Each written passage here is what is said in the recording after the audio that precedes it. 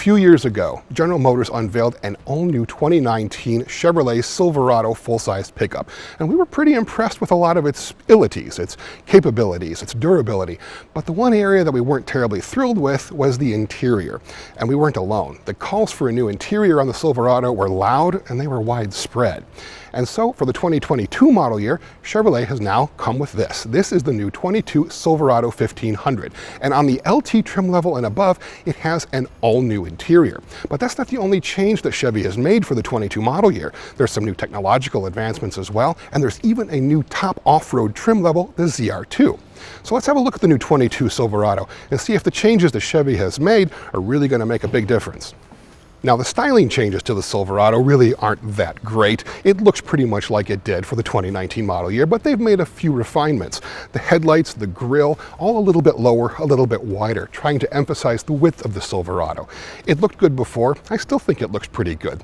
But the styling changes outside really aren't the news today. The big news is inside. The big changes are in here, where it has an all-new interior on the LT trim level and above. The biggest change is this thing.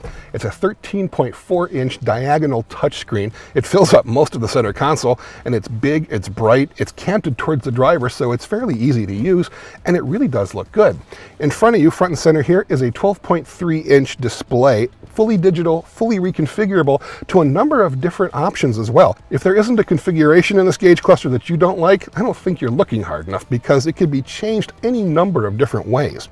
The overall interior in here is a dramatic improvement from the one before it. The horizontal orientation to the dash definitely does increase the feeling of spaciousness in this cabin. The old truck, you really kind of felt like you were facing a cliff. Now you've got a lot more space, a lot more width. It really hasn't changed dimensions at all, but it feels like it's wider. The material quality is also a bit of a step up, and this is the arrangement of a lot of these buttons. Your climate control is down low, but everything else is really easy to access and is pretty much high up on the dash. Now, this new interior comes on the LT trim level and above, as we've said. There are two trim levels below that, the work truck and the custom, but those are really bought more by commercial buyers, fleet buyers, municipalities, business owners, things like that. This is the one that really starts off for consumers. And despite it being the lowest consumer model, it really does feel considerably more luxurious in here than it did before. Just the material quality, the way things are designed, the standard digital displays, all of that adds up to a much nicer experience than we had before. But this isn't the model that they're truly proud of. The one that they really want you to see is the new High Country. Now, this is the High Country. This is the top trim luxury model of the Silverado 1500. And previously, it was kind of a hard sell in terms of justifying the price that they wanted for it. It didn't feel all that luxurious. This new one is a dramatic improvement. You've got things like real open pore wood on the doors and on the console and on the dash, even on the upper glove box trim right here. You've got stainless steel grills covering the Bose premium audio speakers. You've got really nice leather that's got stitching and perforated surfaces. And you have a choice of two colors, either jet black or this really nice blue that really does pop. Kind of hard to see it in the darkness of an interior studio like this, but I have a feeling that out in the sunlight, this is really going to be the one to have. There are a few equipment changes for 2022 as well. One of them comes with the Duramax diesel engine, the 3-liter inline-6 turbo diesel that you can get on a number of trim levels. If you specify the max tow package, you now have 13,300 pounds of maximum towing capacity. That is 4,000 pounds more than it got in 2021. Now, how'd they do that? Well, they changed the rear springs out, they gave it a larger differential with a 373 gear, and they changed the way that the engine talks to the standard 10-speed automatic transmission. All of that apparently is good for getting you another 4,000 pounds of towing capacity. Now, this one is the High Country, and on the High Country model, you can also now get Super Cruise. That is the semi-autonomous hands-free driving system that GM is offering on a number of its brands. The cool thing about doing it with the pickup is that you can also actually have a trailer behind you as well. Now, I've driven that combination in a new 22 GMC Sierra prototype, but it was on a closed course track. And on that track, actually, it works pretty well. Taking your hands off of the wheel while you're still towing a large trailer behind you is a little nerve-wracking, and we still need to see how that works out in the real world. But on a track, it does show promise. But it's not just the super expensive versions like the High Country that are getting all the mechanical attention. The base trucks are getting some too, in the form of a revised version of the 2.7-liter 4-cylinder. It's a turbocharged 4-cylinder, and it's now making an estimated 420 pounds-feet of torque. That's massive. That is more torque than you can get in the standard V8s of the Nissan Titan or the Toyota Tundra, and if this holds true, it's still an estimate at this point, but if it actually pans out to be 420 pounds-feet, it will make this the most torquey truck that you can get with a base engine out of any manufacturer in the country. Here's an interesting fact that I didn't know until today.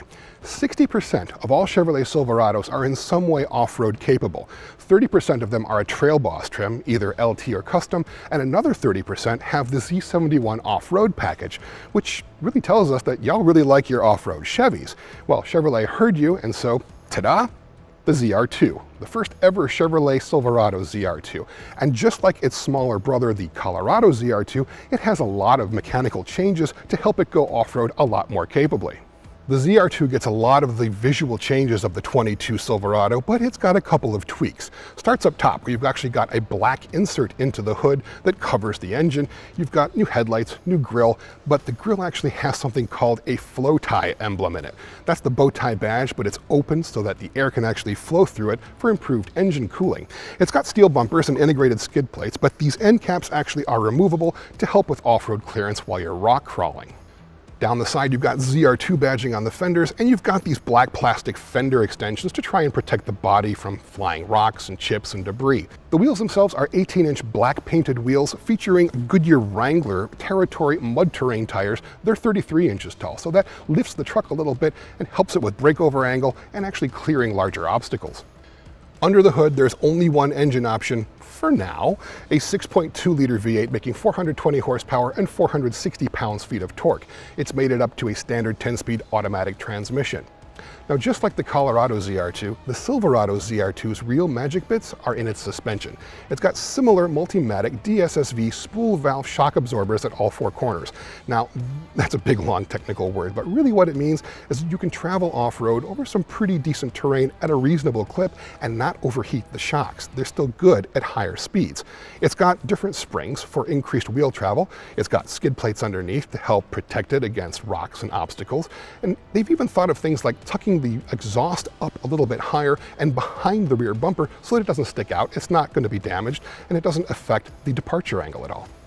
Now, like the rest of the 22 Silverado lineup, you do have a new interior in the ZR2, but it's got a unique color pattern than the rest of the lineup. You've got jet black and gray stone. I'm not quite sure this is leather. I don't think this is leather. It feels like it's easy to wipe out, which would make sense in an off-road truck. But it's also got yellow stitching throughout, which really does make it look a little bit special. Pricing for the new 2022 Silverado has not yet been announced. That's coming a little bit closer to the on-sale date, and that on-sale date is also a little bit later than we'd expected. It's spring of 2022. But I guess if the pandemic has taught us anything, it's that you're going to have to wait for your deliveries lately. If you'd like to learn more about the new 2022 Chevrolet Silverado, you can look everything up on cars.com.